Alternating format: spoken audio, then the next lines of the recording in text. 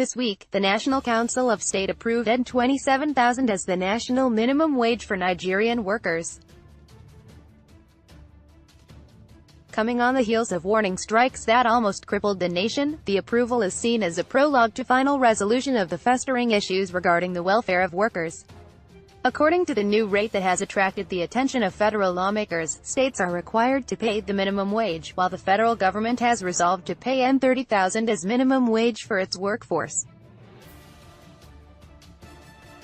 The approval of the new wage has set the workers' union on edge, with the Nigeria Labour Congress (NLC) meeting yesterday to decide on next line of action.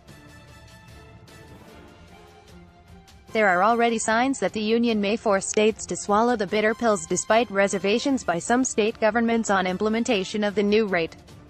For instance, in Zamfara state, the minimum wage is N$6,000 and some of the workers cannot remember when last they were paid.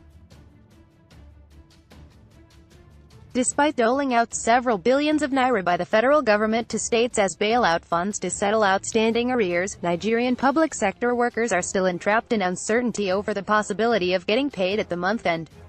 No matter what happens, most of the states cannot meet the obligation of paying the new wage rate, considering the revenue profile of most of them. In a situation where governors depend on monthly federation allocation, the problems of non-payment of salaries will take a long while to be resolved. Even if the states are to pay the new rates, such states may resort to retrenching workers in the order to pay the new minimum wage. Truth be told, it is not in line with the principle of federation to foist a single salary structure on all states. Since some of these states do not generate equal revenue to run their affairs, it should be stressed that states be allowed to set up their own minimum rates in line with their capacity to pay.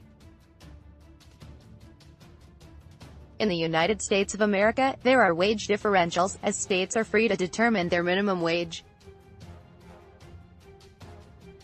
Such wage rates are often reviewed to reflect economic realities of the moment. In a country where jobs are scarce amidst a turnout of over 3 million graduates every year, imposing minimum wage on the country is tantamount to doing things that can never yield positive result. As long as states await the central government to spoon-feed them without embarking on positive projects aimed at developing society, so long will industrial action continue to frustrate any move aimed at instilling orderliness and development.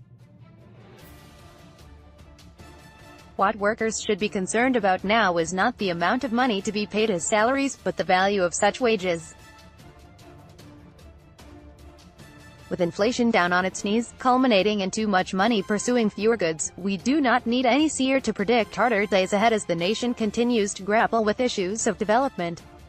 For Nigeria to come out of this Plato's cave of despair, we need to resuscitate collapsed industries in various states and engage our teeming youths that are turning into frightening fireworks for an uncertain future.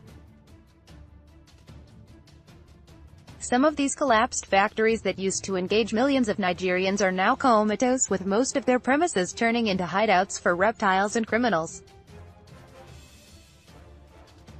The once flourishing textile companies in Kano and Kaduna are now a hoary tale of a glorious era for a nation that has always prided herself as Africa's giant. The power sector has grown so unwieldy that no matter the amount of investment, darkness remains the lot of Nigerians. Even when power generation hits 7,000 megawatts, ordinary citizens are still at a loss why we are yet to crawl out of the curse of darkness. In embracing foreign goods and allowing our country to be a dumping ground for all manufactured goods from Europe, Asia and the Americas, among others, we invariably provide a lifeline for their economic development, while putting the lock on our prospects for growth. Our taste is now foreign and not even the poor are willing to patronize locally made goods. Cost of production is so high that doing business is dead on arrival. If we must survive these present hard times, government's emphasis on industrialization should go beyond lip service.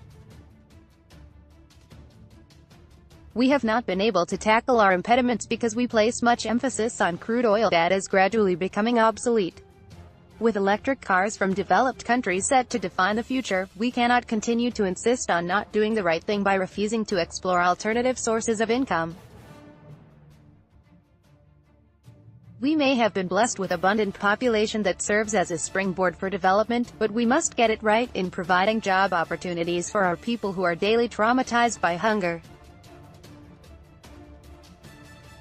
We cannot decree economic development and amelioration of workers' condition by fiat. Adequate efforts aimed at resolving issues that threatened our collective survival as a nation must be pursued vigorously.